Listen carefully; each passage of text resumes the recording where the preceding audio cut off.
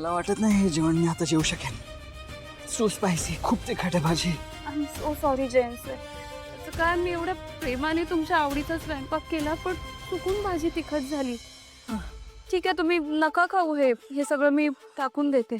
त्याचं काय ना, तुम्हाला त्रास झाला तर मला अजिबात नाही आवडणार.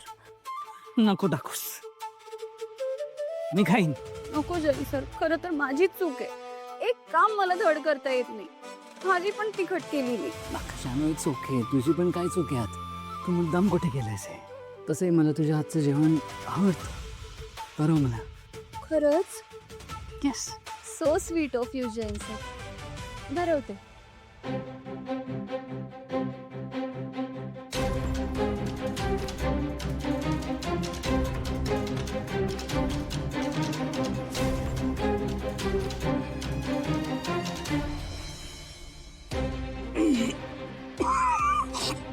काय झालं जयंत सर? कंटिन्यू. ओके. या.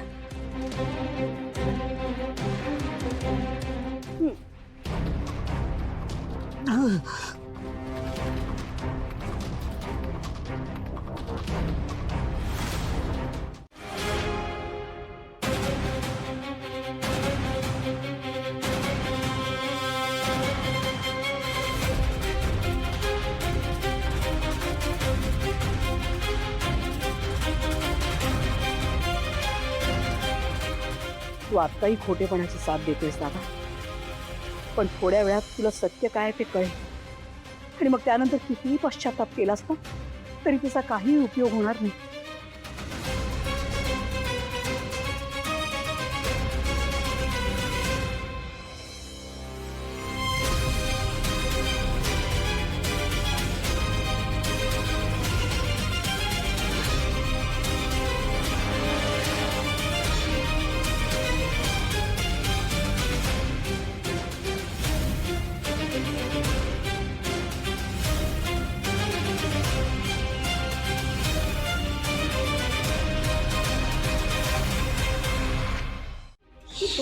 अगं थोडस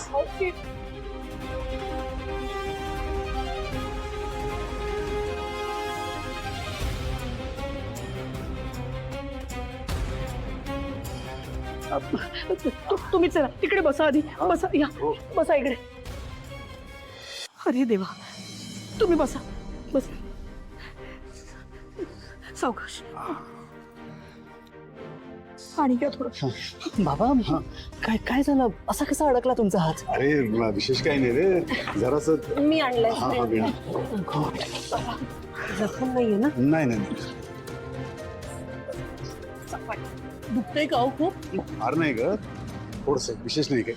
काय कसं रक्त साकळले बघा ना. अगं एवढं काही नाहीये लक्ष्मी. डॉक्टरांकडे अगं, काही- काही- झाली यांची नाटकं सुरू.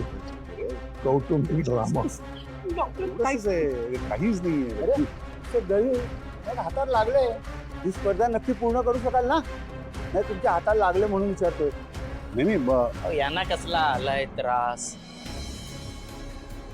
तर त्रास तर मला आहे.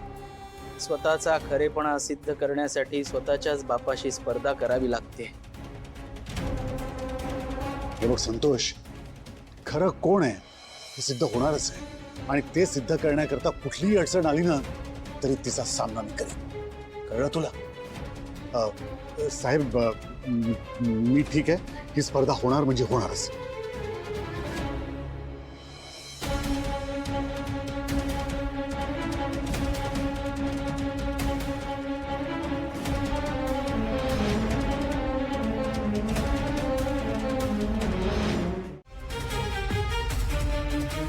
जास्त नाही वाटत तुला? एक स्पर्धा जिंकायला या थराला जाशील तू? वडिलांशी असं वागशील? अरे त्याला दुखापत केलीस तू. काय चाललंय तुझं?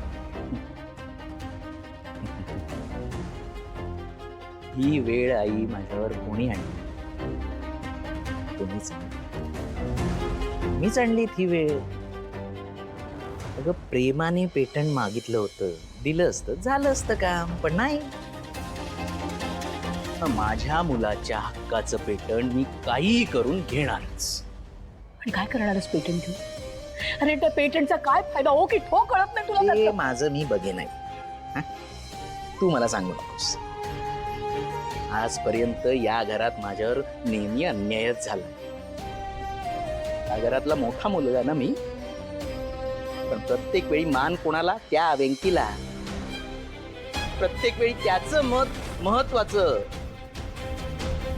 आपले सख्खे आई वडील आपल्याशी जेव्हा परकेपणाने वागतात ना, तेव्हा कसं वाटतं ते मला विचार. अगं कळायला लागल्यापासून जबाबदारी घेऊन मी कमवायला लागलो.